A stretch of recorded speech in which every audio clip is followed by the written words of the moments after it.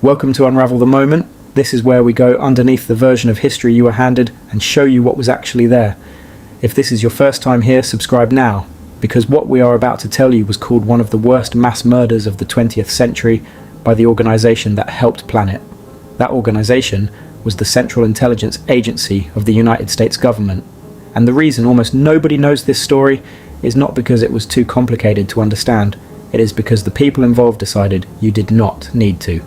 In 1965, Indonesia was the fifth most populous country on earth. It had a president named Sukarno, who had led the country through independence from the Dutch and had built a political coalition that balanced the military, religious groups, and the Indonesian Communist Party, the PKY, in a fragile and deliberately unstable arrangement. The PKI was the third largest communist party in the world, with roughly 3 million formal members and another 17 million affiliated through labour unions, youth groups, and women's organisations. It was legal, it was unarmed, it operated openly inside Indonesia's political system and had never attempted to seize power by force. This combination, a legal, unarmed communist party with 20 million people in its orbit, in a country the size of Indonesia at the peak of the Cold War, made the PKY the most alarming thing in Southeast Asia from the perspective of Washington. The United States had been watching Indonesia closely for years.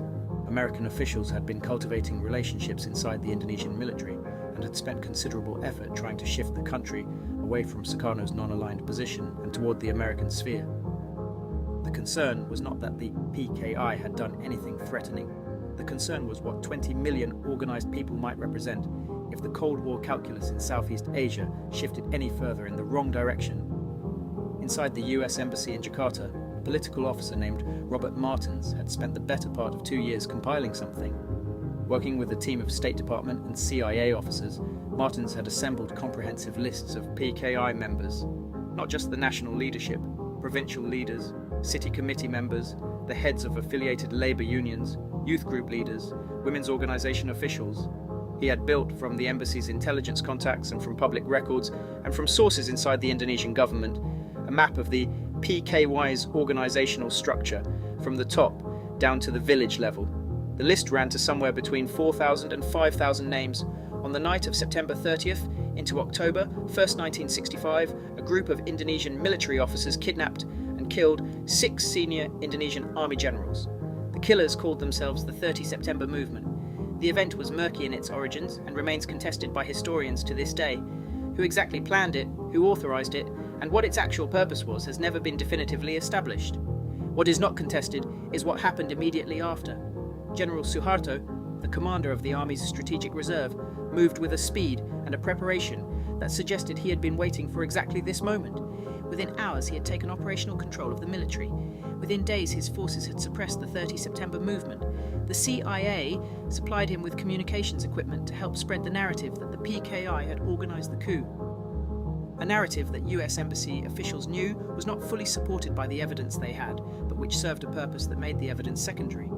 The PKI had not organised the coup. It did not matter. By October 2nd, one day after the generals were killed, Suharto's forces had begun using the PKY's alleged role as the justification for something that had nothing to do with justice and everything to do with the list that Robert Martins had been compiling for 2 years. The killing had started.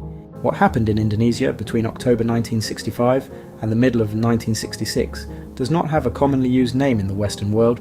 It does not have the cultural presence of the Holocaust or the Rwandan genocide, or even the killing fields of Cambodia. It sits in the part of historical memory that gets described as a Cold War footnote, if it gets described at all. Most people who know anything about it know only the broad outline. Communists killed in Indonesia, a lot of them, in the 1960s.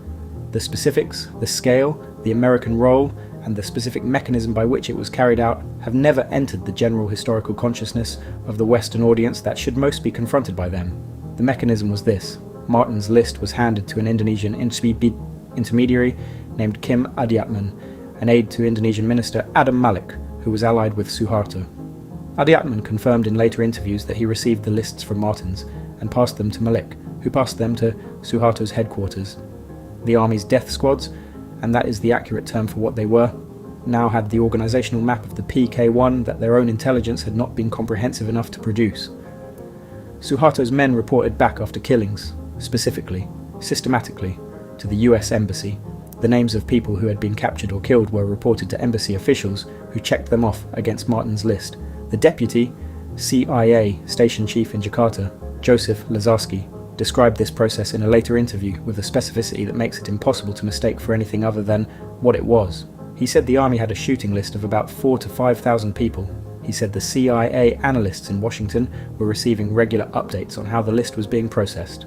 By January 1966, he said, the checked-off names were so numerous that CIA analysts concluded the PKI leadership had been completely destroyed. He said this not as a confession but as a professional assessment. The tone of the interviews given by US officials, who were later asked about their role in what happened, is perhaps the most disturbing part of the documented record, not because they expressed guilt, but because most of them did not. Howard Federspiel, the Indonesia expert at the State Department's Bureau of Intelligence and Research in 1965, said this when asked about the killing of PKI members as the checklist was being processed. No one cared, as long as they were communists, that they were being butchered. No one cared. Robert Martins, the man who compiled the list that the death squads were working from, was asked about it directly in a 1990 interview. His response has been quoted in every serious account of these events since. He said, "They probably killed a lot of people, and I probably have a lot of blood on my hands. But that's not all bad. There's a time when you have to strike hard at a decisive moment. He was not prosecuted, he was not fired, he became a State Department consultant. The killing itself was not centralized in the way that the word purge sometimes implies. A single operation carried out by a single force in a single location. It was distributed. It moved through the Indonesian archipelago the way fire moves through dry grass, island by island, province by province, each with its own local commanders and its own local methods. The army led it, but it was joined by paramilitary groups, by religious youth organizations, by local militias whose participation was encouraged by the institutional permission the army's operation had granted. The PKI had been declared the enemy. Anyone associated with the PKI was the enemy. In practice, anyone accused of being associated with the PKI was the enemy, and in a country of that size and complexity, the distinction between an accusation and a fact became meaningless very quickly.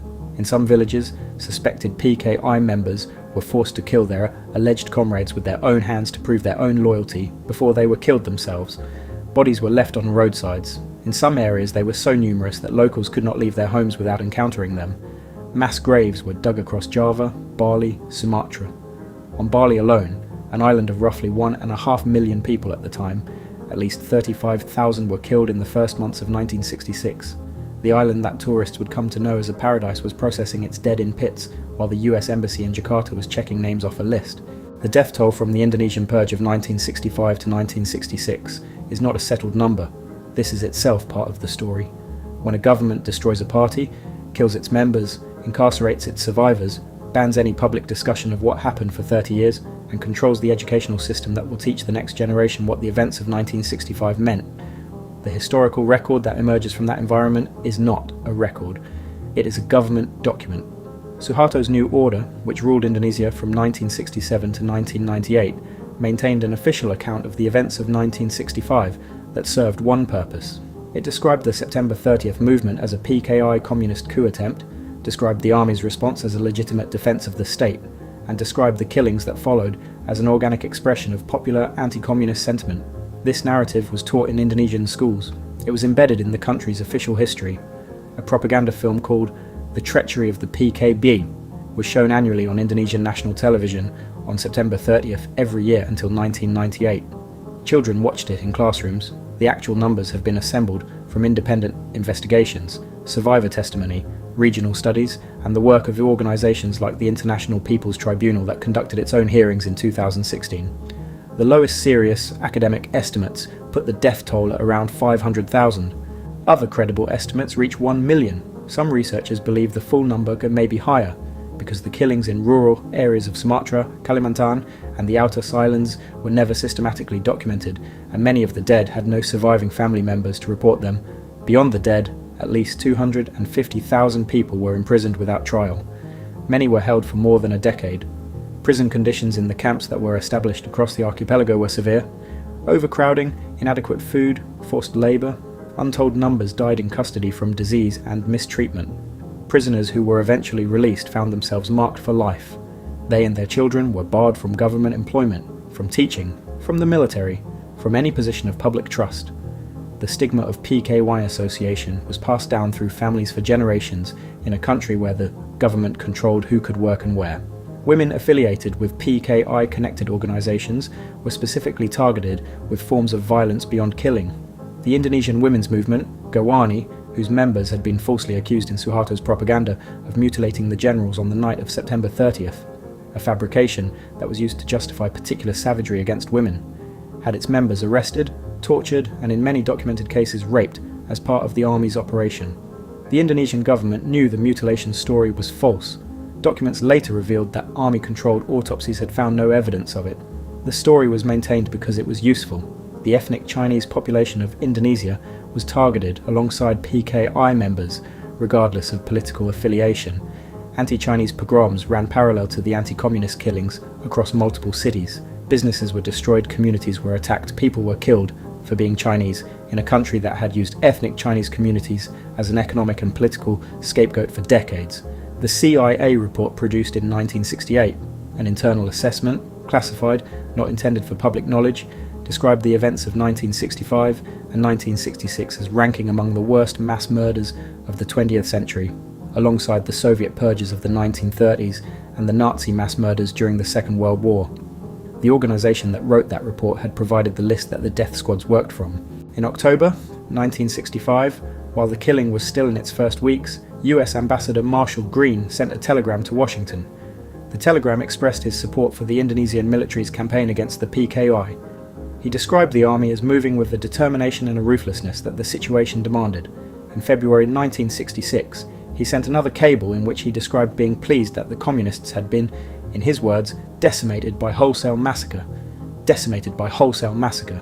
This is not language that appears in the telegram of a man who was unaware of what was happening or who was troubled by it. It is the language of a man expressing professional satisfaction at an outcome he had been working toward. Green was not a rogue actor. His cables were sent to Washington and received by officials at the State Department and the National Security Council who were tracking the situation in Indonesia with the same professional satisfaction. The Johnson administration's position, as documented in declassified materials, was that Suharto's rise and the destruction of the PK-1 represented a major Cold War victory. The PKY, the third largest communist party in the world, had been eliminated as a political force. Indonesia, a country of over 100 million people sitting on vast natural resources, had been flipped from a non-aligned position to the American sphere. The cost, in Indonesian lives, was a number Washington was not losing sleep over.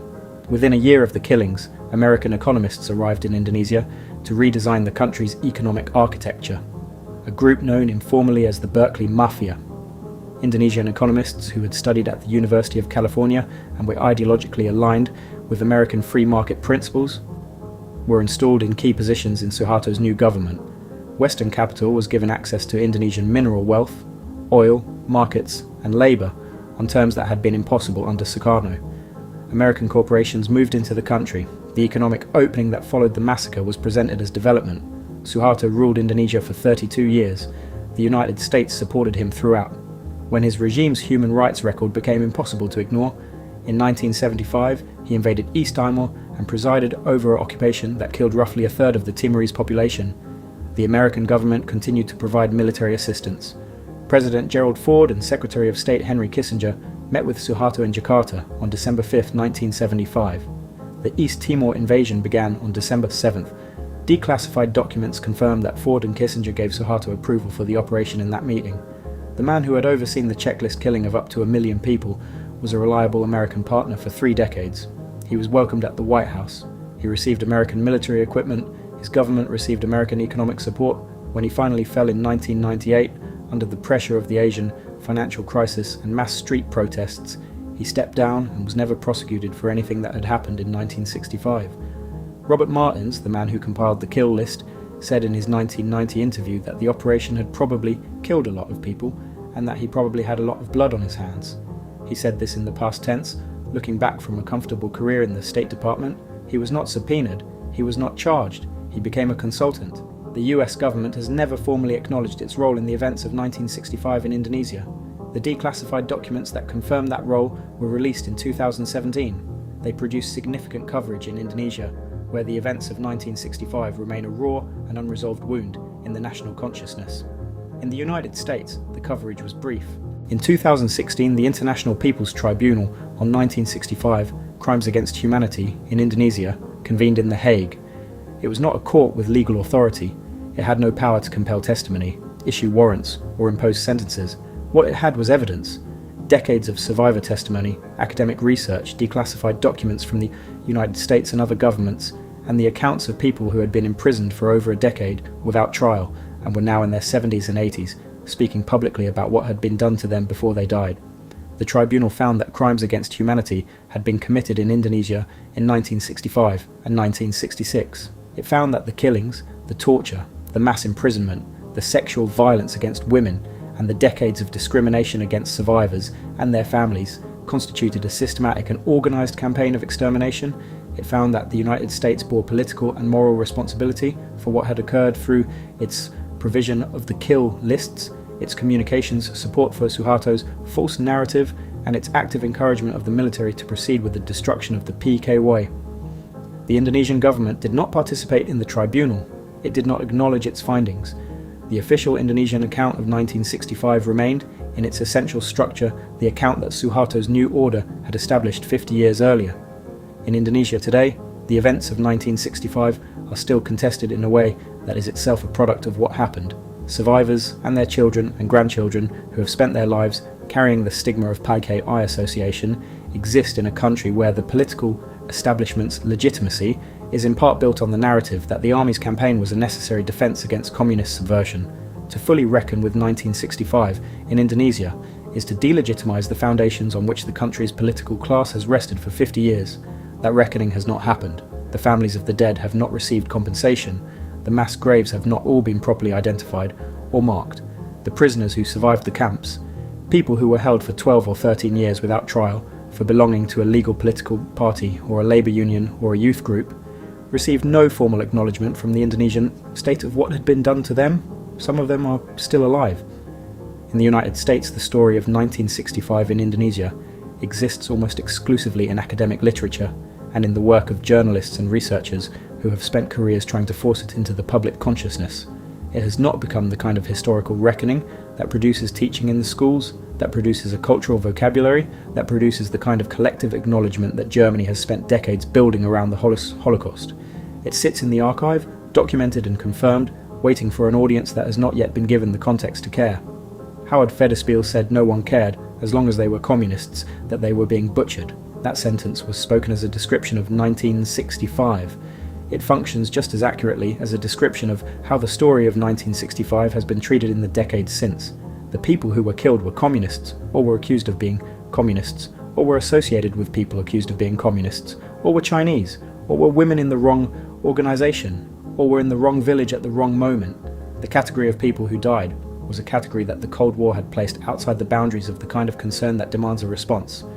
That is how 1 million people disappear from history, not through a single act of suppression, but through a collective decision, made over decades by governments and institutions and media organisations, that this particular category of human beings and this particular story of what was done to them does not require the same weight of acknowledgement as other stories of comparable scale. The CIA called it one of the worst mass murders of the 20th century. In the same report, it provided the operational intelligence that made it possible. History gave you the Cold War as a story of two superpowers competing for the future of the world. It did not give you the checklist. It did not give you the names being crossed off one by one, as Suharto's men reported in from the field. It did not give you Martins saying, "I probably have a lot of blood on my hands, but that's not all bad." We give you what is underneath it. Subscribe, because we are just getting started.